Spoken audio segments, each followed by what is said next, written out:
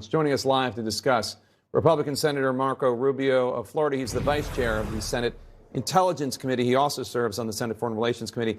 Senator Rubio, you're part of the Gang of Eight. That's members of Congress who get access to the most classified, most sensitive classified information. You've been very publicly tweeting about Russian military movements, what's going on in Ukraine, Putin's mental state. You say you're not sharing classified information. I'm sure that's true. Can you explain, though, why you have decided to give the American people these insights, this play-by-play? Well, first, thanks for having me on, Jake. As you're well aware, you know, the administration has been very forward-leaning in what it's been putting out there. In fact, if you go back and read the things they've been disclosing for 2-3 weeks, it pretty much laid out exactly what Putin was going to do, and a lot of people were skeptical that was going to happen, including here domestically. And so now, as that begins to happen, you try to synthesize that for American audiences. Look, I'm asking the people of Florida, I'm asking the people that follow me to care. People forget, but 7 or 9 days ago, there were still voices in America saying either this wasn't going to happen or this was none of our business. And so I think it's important to lean forward. If we're going to ask the American people to be supportive of the policy measures we're going to be taking and our focus on these sorts of issues, and you've got to outline to them not just what's happening, but why it's happening, what Putin's ultimate goal is, et cetera. And to me, it's very important. I think the other thing this reveals, by the way, is we've entered an era where, for lack of a better term, open intelligence is out there every single day. I mean, even on your own station, whether it's the videos from the ground that are being shared by people or the overhead imagery from companies like Maxar and others are revealing a tremendous amount. It's hard to hide things anymore in the world. You can't mass 190,000 troops on the Ukrainian border and it not be noticed by somebody. So all of these things are a combination of a new era. Information is now a combat space, and the fact that I think it's really important to take what's already out there in the public record and synthesize it with what's happening in real time so people understand what's occurring here and what's going to come next. Sources tell CNN that the U.S. Intelligence Committee has made a priority of trying to understand Vladimir Putin's mental state. You've noted before, you and I have talked about how he's having emotional outbursts in contrast to his past behavior. What are you hoping U.S. intel will find, and how could it help the West? Yeah, I think it's important to understand the context of it. This is not about whether the guy's crazy or not crazy or, you know, got some other issues. I know that's what a lot of other people assume. This is about the following, and that is we should not assume that the Vladimir Putin of 2022 is the same guy that he was 10 or 5 years ago. His risk calculus is very different, and I'll tell you why it is. It's because he's older now. His time is running out on this earth. I mean, he knows that. He's about to turn 70. He's not going to be around for 30 more years to deal with all this. He views himself as a great historic figure in Russia. Every great Russian figure in history has conquered territory. He views it as a historic legacy to restore greater Russia, and you can't do that unless Ukraine is something that you control and have at least a vassal state. And so he's deeply committed to this if you look at what he's moved forward. But I also think he's someone that has shown, if this is a guy who's always prided himself on emotional control, almost stoicism. For him to flash the sort of anger that you've seen is an indication that we're dealing with a different guy. And I'll tell you why that's important. It's not a curiosity. It's not to mock him or to troll him.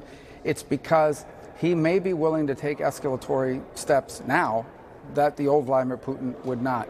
And I think that's important because a lot of people that were out there saying he wasn't going to invade, well, the old Putin wouldn't have invaded, but the new one, this one will, because his calculus has become very different than it was not long ago. And that's important for policymakers to keep in mind. There are some real dangers here of escalation.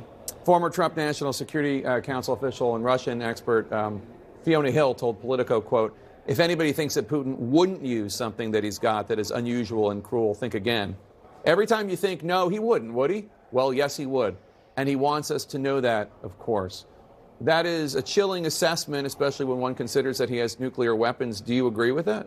Well, I would say, look, his economy's in free fall. The Russian economy a week from now is going to be in a very terrible place. He is clearly suffering battlefield humiliations. He has a no-win strategy. He can't win in Ukraine.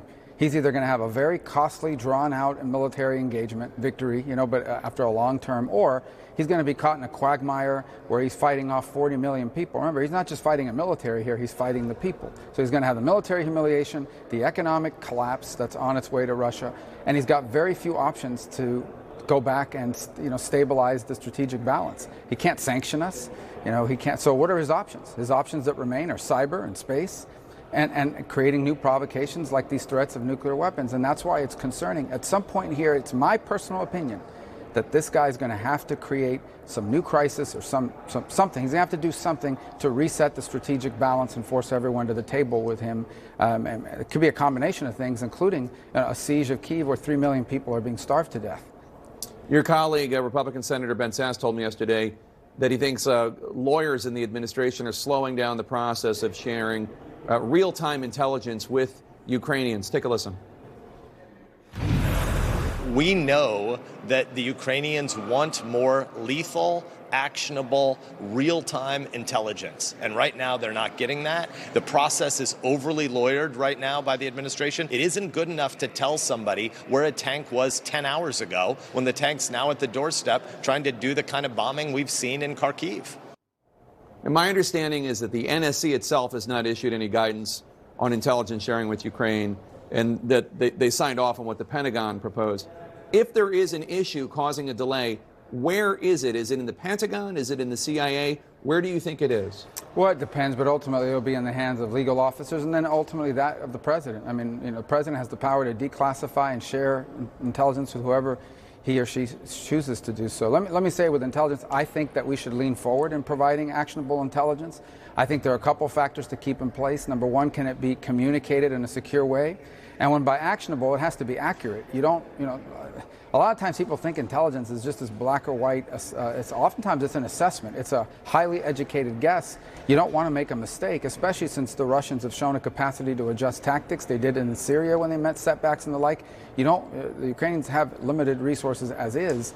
You don't want them chasing one thing when in fact things change on the ground and they find themselves in the wrong place. So there's some complexity, but generally speaking, I share concerns that some of that may not be getting there fast enough. And even today, there's been work done to sort of assess that and make sure that any sort of unnecessary impediments are removed. The Vice Chair of the Senate Intelligence Committee, Senator Marco Rubio of Florida, thank you so much. Appreciate your